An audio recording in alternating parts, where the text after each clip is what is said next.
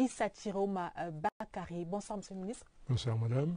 Alors, merci d'avoir accepté l'invitation de la SIAC TV. Le cardinal Christian Toumi a eu une réunion il y a quelques jours, 2 jours exactement, à Douala, réunion au terme de laquelle il a fait un certain nombre de propositions quant à la résolution de la crise qui sévit dans les régions du nord-ouest et du sud-ouest. Est-ce que ce soir, on peut avoir la position du gouvernement suite à ces propositions du cardinal Christian Toumi? C'est la raison d'être de ma présence à vos côtés, madame. Je vous remercie de m'en donner l'opportunité. Je voudrais, au nom du gouvernement, dire la chose suivante. Toute initiative, d'où qu'elle vienne, pourvu qu'elle contribue à consolider la paix, à restaurer la paix sur l'ensemble du territoire, là où cette dernière serait menacée, toute initiative qui concourt à consolider l'héritage que les pères fondateurs de notre nation nous ont légué est la bienvenue. En revanche, s'agissant donc de ce communiqué, au nom du gouvernement, je voudrais marquer un étonnement. L'étonnement qui consiste à dire on ne peut pas se permettre de placer sur un même piédestal, au même niveau, l'armée républicaine, dont la mission régalienne est la protection des frontières de notre nation, la protection de l'ordre républicain, la protection des hommes et de leurs biens. On ne peut pas mettre une telle armée qui aujourd'hui se déploie et se bat pour la protection de l'intégrité territoriale de notre nation, la mettre au même niveau que des bandes armées, des terroristes qui tuent, qui égorgent, qui décapitent, qui brûlent des écoles, qui commettent un crime imprescriptible, celui qui consiste à empêcher aux jeunes Camerounais, à nos enfants, les futurs dirigeants de notre nation, d'acquérir le savoir indispensable pour la gouvernance de notre nation, que cela empêche donc à nos enfants d'aller à l'école, c'est un crime inacceptable, incompréhensible, inacceptable. Le gouvernement ne peut donc pas comprendre, encore moins accepter, qu'on mette donc sur le même pied l'armée républicaine et ces sécessionnistes terroristes qui ont recours aux armes pour amputer une partie de notre territoire. Voilà le premier point. Le second point. Le troisième, madame, on ne peut pas également non plus demander à un État de droit comme le nôtre, on ne peut pas demander à un tel gouvernement de libérer ceux qui ont tué, massacré et qui se trouvent aujourd'hui arrêtés et qui, quoi qu'il arrive, parce que nous sommes dans un État de droit, quoi qu'il arrive, qui seront donc traduits devant les tribunaux pour répondre de leur forfait. Voilà donc au nom du gouvernement, madame, ce que je veux dire, mais je profite de l'occasion pour saluer au nom du chef d'État l'engagement de nos forces de défense et de sécurité qui font honneur à notre nation, parce que partout où l'intégrité territoriale est menacée, nos forces de défense et de sécurité, comme un seul homme, au nom de notre nation, ont défendu bec et ongle, et aujourd'hui nous sommes une nation unie. Je voudrais également saluer, toujours au nom du chef de l'État, ce sursaut de fierté, de compassion, d'empathie de notre nation. Lorsque le chef de l'État a décidé de mettre 13 millions à la disposition d'une équipe qui a la responsabilité de reconstruire ce que les terroristes ont détruit, de rétablir, de reconstruire les écoles, les institutions qui ont été détruites. Nous avons, et en appui de ce que le chef de l'État a fait, vous avez eu donc ce sursaut de fierté, d'orgueil sur l'ensemble du territoire qui s'est manifesté aujourd'hui par 13 milliards qui ont contribué aujourd'hui à près de 2 milliards pour la restauration de ce qui a été détruit par ces terroristes. Alors, Monsieur le ministre de la Communication, vous avez dit à l'entame de votre propos que le gouvernement est ouvert à toute solution de dialogue qui pourrait être proposée par les Camerounais. De votre point de vue, y a-t-il des préalables à ce dialogue-là? Bien sûr, c'est ce que j'ai dit tout à l'heure, madame. Les préalables, on ne peut pas demander à l'État camerounais, au gouvernement camerounais, de libérer ceux qui ont détruit, ceux qui ont égorgé, ceux qui ont profané, ceux qui ont déstabilisé la marche normale de notre nation dans les deux régions. On ne peut pas demander donc au gouvernement de primer le terrorisme. C'est donc pour cette raison qu'au nom du gouvernement, j'ai dit tout à l'heure que ces deux choses-là sont inacceptables. Mettre nos forces de défense et de sécurité, qui ont une mission régalienne, au même pied que des terroristes. Ces bandes terroristes sont en train d'être combattues par toute la nation à travers son armée, mais également toutes les nations du monde qui luttent aujourd'hui et condamnent le terrorisme. Alors, est-ce que le préalable serait donc, par exemple, que les terroristes déposent d'abord les armes? Madame, au nom du gouvernement, ils ont annoncé quelle est la position du gouvernement. Elle est nette, elle est claire. Toute initiative qui vise à consolider la paix là où elle est menacée est la bienvenue, pourvu que cela soit conforme donc à la constitution de notre nation, aux lois de notre nation. Alors, justement, puisque nous vous avons sur ce plateau, est-ce que vous pouvez nous dire quelle est la situation réelle sur le terrain aujourd'hui dans les régions du nord-ouest et du sud-ouest? Nos forces de défense et de sécurité, nos populations, je voudrais vous rappeler une chose, nos populations se sont constituées en groupe de vigilance pour apporter à nos forces de défense et de sécurité l'information nécessaire pour localiser là où ces hommes armés, l'objectif étant naturellement de déstabiliser et d'amputer une partie de notre nation. Au nom du chef de l'État, je voudrais donc saluer également l'organisation de cette société civile à travers les groupes de vigilance qui existent aujourd'hui, qui apportent le soutien, saluer tout un chacun qui ne se reconnaît pas dans ces bandits des grands chemins, ces terroristes dont l'objet est naturellement de déstabiliser l'organisation de notre nation.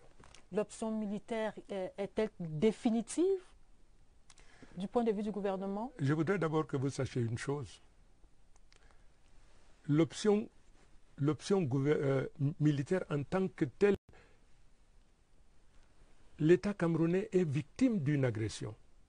La responsabilité, la sécession est une déclaration de guerre de fait. La responsabilité de tout État, c'est de veiller sur l'intégrité territoriale de son territoire. Et le rôle de l'armée, naturellement, c'est de veiller à ce que notre territoire, dans sa configuration actuelle, léguée par les Nations Unies et par les pères fondateurs, l'intégrité de notre territoire demeure. Merci, Monsieur le ministre de la Communication, d'avoir accepté de venir sur ce plateau du 20h30 en ce vendredi 27 juillet 2018. La suite du journal, allons à présent à Douala, région du littoral, pour prendre des nouvelles de l'évolution des travaux de construction de la déviation à Yassa. Après l'effondrement de celle-ci il y a quelques jours, le ministre des Travaux publics a ordonné sur place la mise en circulation, l'ouverture de cette voie de contournement. Et à quelques heures de cette ouverture, justement, nous retrouvons notre correspondant permanent, voilà, Léon Bertrand Tanefo. Léon Bertrand, bonsoir. Bonsoir Lucrèce, merci de nous retrouver ici à Douala sur le site de construction de cette buse ou de la vie du délégué régional des travaux publics pour le littoral. Le taux d'exécution des travaux est évalué à 75%, y compris la mise en place du revêtement.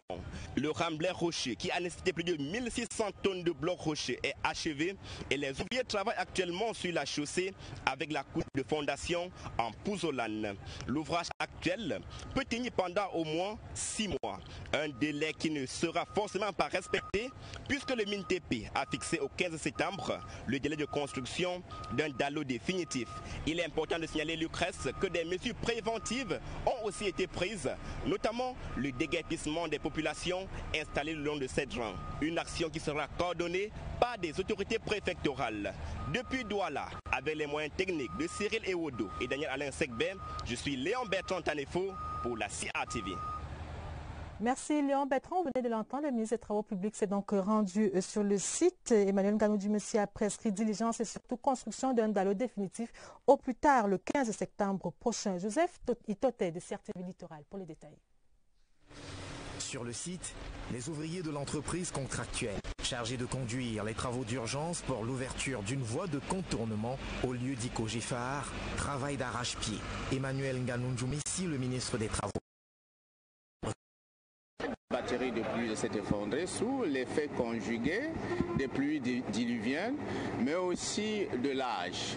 Le processus de remplacement était engagé, mais il n'est pas allé aussi vite parce qu'il y avait encore une canalisation qu'il fallait déplacer. Bon, heureusement, la canalisation a été déplacée, alors les actions vont aller un peu plus vite. Selon les délais contractuels, la route sera réouverte à la circulation ce samedi en mi-journée au plus tard. Et à en juger par l'évolution des travaux, il y a fort à penser que ce sera chose faite. Il faut noter que cette construction aussi va aller très vite puisque nous venons de prescrire le recours aux préfabriqués, c'est-à-dire aux dalles préfabriquées. En attendant, les voitures en provenance de Yaoundé ou au départ de Douala à destination de Yaoundé bifurquent sur Ndokoti.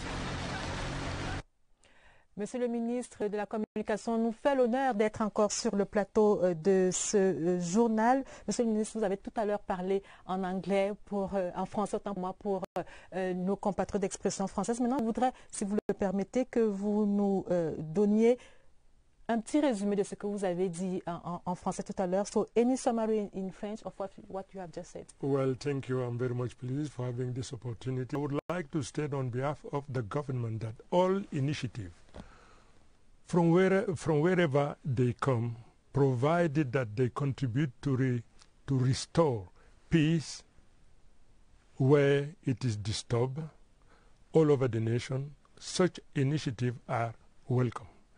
But what is unbearable, what is unacceptable, is the fact that to put at the same level our regular army, the Republican Army, which in mission has the responsibility to protect the physical integrity of our nation, to protect the day-to-day life of our brothers and sisters in the two regions, the responsibility of the protection of the institution in general, to put them at the same level with terrorists, those who kidnap, slaughter, behead, burn, prevent our tomorrow's leader from acquiring the knowledge which will enable them to become the tomorrow's leader.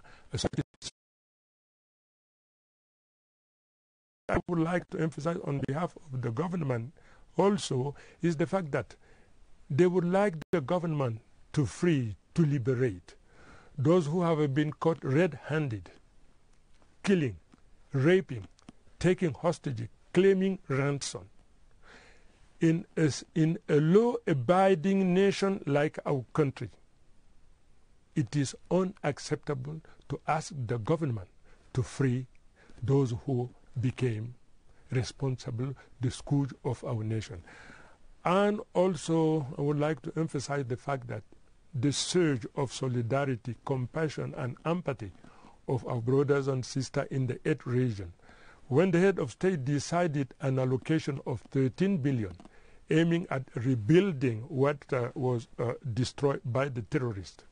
Like one person, all Cameroonians from 8th region, all of them decided, each of them, to give his own contribution in the revamping, in the rehabilitating all the building, all the school, which have been destroyed by the terrorists. I would like just to emphasize and just to give you the summary of what I said in French. Thank you, Mr. Minister. You're welcome. Thank you, madam. Dans la région de l'extrême nord, la vie reprend progressivement son cours normal dans les quartiers sinistrés de Marois 1er. On se souvient des récentes pluies diluviennes qui ont causé des inondations avec au bilan 80 familles sans abri, 1000 et autres cultures ravagées. Notre reporter s'est rendu à Galké le jour d'après, l'un des quartiers touchés à Marois 1er. Elvis Guimaison, reportage. Ici en vert, la victime de cette noyade. Son nom, Kaskan Pierre Semengue, le 8e d'une fratrie de 9 enfants, élève en classe de cours élémentaire première année. Hier, il est parti, je ne sais pas à quel moment qu'il s'est dirigé vers le maillot. Moi, je n'étais pas là. Et quand j'ai quitté la maison, c'est qu'il faisait déjà 16 heures. 16 heures, je l'ai trouvé ici dedans. Je l'ai même grondé qu'il ne doit plus sortir parce qu'il s'est manifesté. Il est parti juste là derrière, il y a là où il y a de l'eau encore. Ses grands frères l'ont chassé de là. C'est à la seconde tentative qu'il réussit à tromper la vigilance de sa mère et de ses frères pour continuer son bain. Mais malheureusement, les eaux l'emportent. paraît qu'ils ont organisé un match de football près de Mayo. Ils se sont donc déportés avec ses grands frères. Après quoi, ils sont partis donc se laver. En se lavant, croyant que l'eau n'était pas profonde, alors l'eau était profonde et ça allait traîner. Ça allait même engendrer les deux enfants, mes deux enfants. Grâce aux gens, ils ont intervenu pour arracher le plus grand. Et le plus petit n'a pas eu la chance d'arrêter son grand frère. C'est pourquoi il s'est noyé. Après 16 heures de fouilles et de sacrifices, le corps a été repêché des eaux et remis aux parents pour inhumation. Près de 12 personnes sur 100